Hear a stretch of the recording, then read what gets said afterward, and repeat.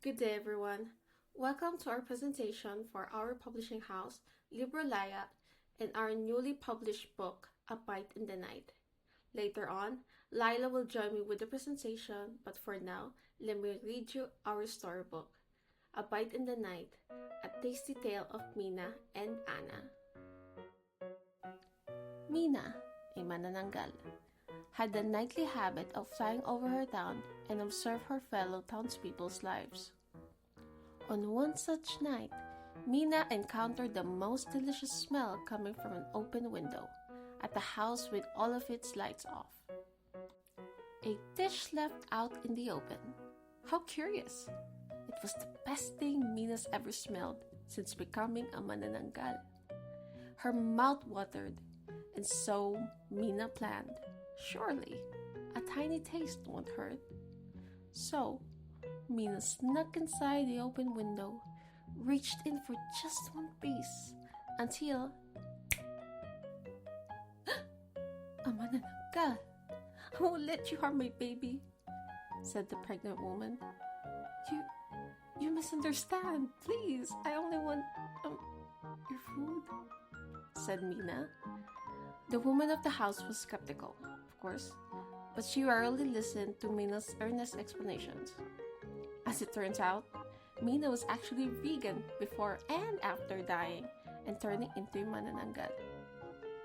Anna, the woman of the house, saw how earnest Mina was about the food that she offered to teach Mina how to cook it.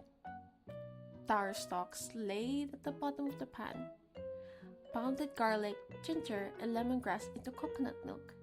Then add taro leaves, chili peppers, and chopped taro leaves to the milk. Salt and pepper to taste. Wrap the mixture in square packets and tie together with coconut leaves. Then simmer for more than an hour.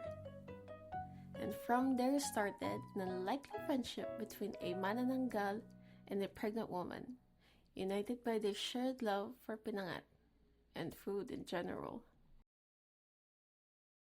Hello, I'm Leila, also the leader of our duo.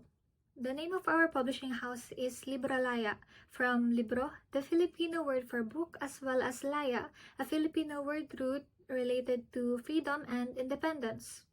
Our former studio name was Sinamaya, but we wanted to keep the Maya or bird element, so we incorporated freedom from Laya, which is often symbolized with a bird. These are our logo variations. Our logo makes use of a bird's head shown in side view as well as an open book. Meanwhile, our tagline is putting Filipino stories to pages. This is the brand identity for LibroLaya. We use Paris 2024 by Elliot Amblard for the LibroLaya text and Metropolitano by Alex Laptionino for the tagline. Both are in bold font style. Our pattern plays around the book theme. That's why we have a quill, a book, and a scroll. Our palette is largely inspired by the Philippine flag color scheme, with some hue shifts and shade changes. We also added a warm off-white to round the palette out. Now, I would like to discuss our designs for the storybook. First off, character designs. For Mina, we used earthy tones to represent her human side, while the dark wings reflect her manananggal nature, showing the conflict within her. For Anna, we used soft features and a light palette, symbolizing hope and life, with an emphasis on her role as a pregnant woman. For the assets, we have ingredients associated with the pinangat recipe, like chili, coconut, garlic, and stuff like that, which are integral to the story. The background reflects the darkness of the night, complementing Mina's character as a manananggal. The design uses muted tones for the environment with vibrant highlights on key elements. Rounded shapes represent natural aspects, while the sharper shapes emphasize tension and supernatural elements. The overall inspiration is drawn from Filipino folklore, combining cultural elements with the modern illustration style. The story highlights how food can unite people. Our workflow is as follows. First, we brainstorm through Messenger and share our ideas for the task at hand. We divide workload by preference and delegate the remaining parts. Because we work separately since we don't share classes other than ICG. Then we check in on each other for updates as well as feedback, and then we review together what works best and then submit. Since we work separately, the work delegation is based on who starts what first. For example, for the brand identity, the chosen logo design was Marie's, so she made the secondary logo, pattern, and also the overall mood board. The palette was carried over from when we were still Cinemaya. I modified some of the logo variations as well as created the tagline and changed a typeface choice.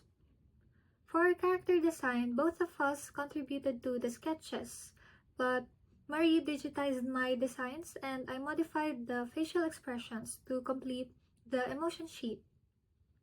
Marie took on the cover and title logotype for the actual storybook. We also modified the style of the characters and removed the outlines. I made the assets like the ingredients and house, as well as the background and the layout.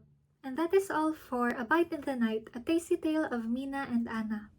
I, Leila, and Marie of LibroLaya thank you for listening to our presentation.